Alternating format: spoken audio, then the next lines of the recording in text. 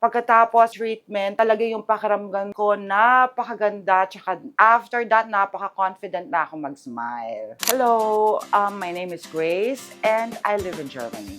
Nasa Yala Smile ako since 2023.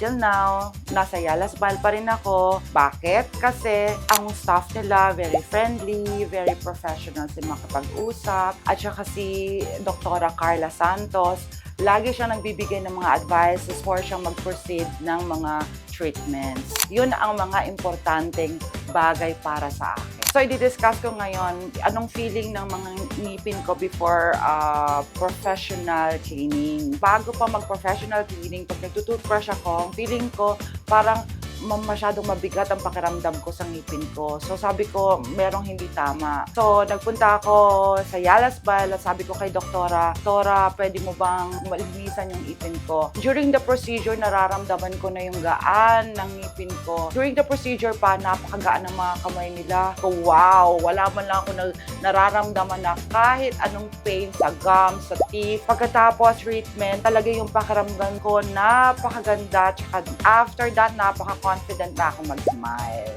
Si Dr. Carla, kung ano yung kailangan ko, minibigyan niya ako ng proper advices. At saka yung hindi dapat, sinasabi din niya. Feeling ko na safe ako sa kanya. Hindi lang yung kasi gusto ko ganito. Nagbibigay siya ng mga advices para sa mga ngipin ko. Iba talaga ang pakiramdam kapag malinis at maayos ang ngipin. Very soft ang smile. So visit Yala Smile and try the professional teeth cleaning. Bye!